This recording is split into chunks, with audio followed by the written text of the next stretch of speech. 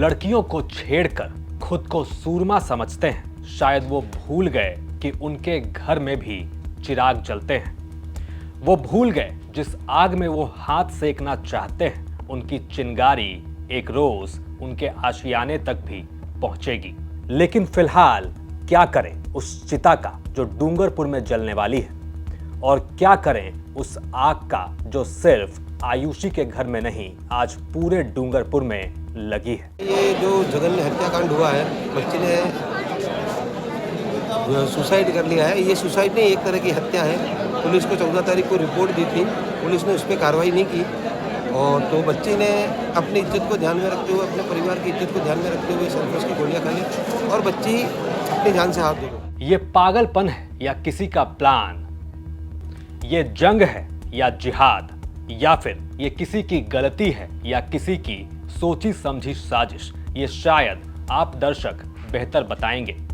और क्या कहेंगे आप ये जानकर कि आज डूंगरपुर में एक हंसती खेलती जवान लड़की ने खुद मौत को गले लगा लिया। सिस्टम सो रहा था, पुलिस वाले अपनी मौज में थे और राजस्थान की एक लड़की जहर के घूंट पीती रही। वो मरने जा रही थी, वो मर रही थी और मर भी गई। लेकिन मजाल हो जो कोई उसे बचाने आता।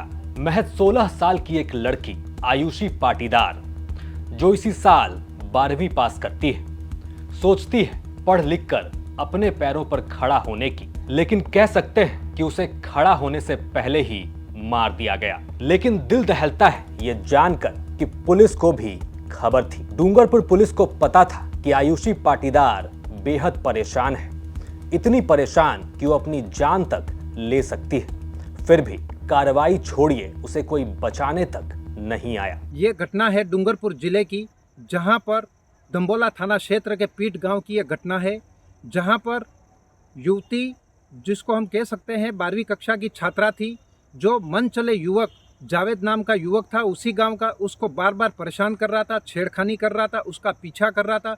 छात्रा जहां जाती उसके पीछे ही पीछे लगा रहता था। इससे परेशान होकर माँ बेटी परिजनों ने भी लिखित रिपोर्ट थाने में दी थी, लेकिन पुलिस की कोई कार्रवाई नहीं हुई और आखिर 16 दिसंबर की रात को छात्रा ने मौत को गले लगा लिया।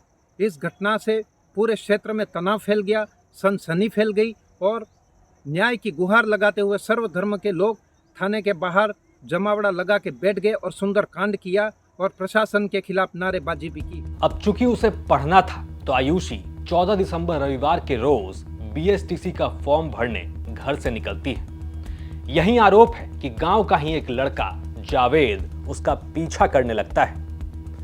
मुश्ताक टिटोरिया का बेटा जावेद भी पीट कस्बे का ही है, जहां की आयुषी पाटीदार है। अब जैसे ही आयुषी घर से निकलती है, जावेद लगातार उसका पीछा करने लगता है।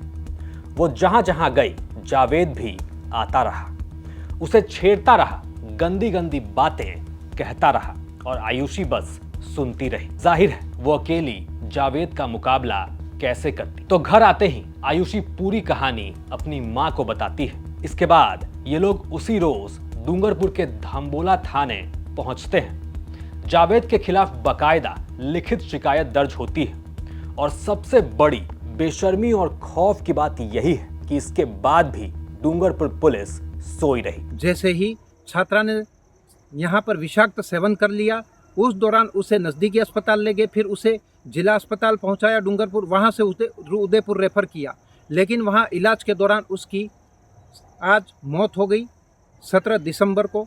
और आज 18 तारीख है और आज भी गांव में मेले जैसा माहौल रहा, यानी कि कहा सकते हैं कि पूरा तनाव जैसा वातावरण रहा और भीड़ ही भीड़ थी।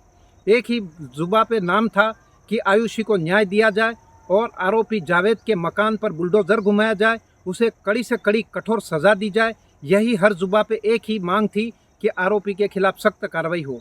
लेकिन हुआ क्या, जब इस मामले की जांच नहीं हुई पूरी तो आखिर लोगों ने धरना दिया, तो उच्च अधिकारी तक बात पहुंची। आईजी वहां पर पहुंचे पीठ में और वहां जनप्रतिनिधियों के साथ वार्तालाप करी, जिसमें सहमति बनी कि मृतक जो आयुषी थी उसके परिजनों को 11 लाख रुपए दिए जाएंगे।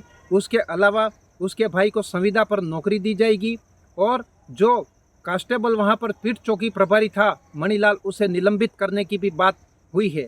हालांकि आरोपी के घर पे बुलडोजर कब घूमेगा, कब उसका घर निस्तो नाबूद किया जाएगा, उसको लेकर प्रशासन ने कहा है कि मकान किसका है, किसके नाम है, क्या है, वो प्रशासनिक प्रक्रिया पूरी होने पे उस पर भी कार्रवाई अमल में लाई जाने का आश्वासन दिया है। पुलिस वाले सोए रहे और राजस्थान की एक 16 साल की लड़की जहर पीती रही। शिकायत के बाद भी जब डूंगरपुर पुलिस ने कोई एक्शन नहीं लिया तो आयुषी बुरी तरह डर गई।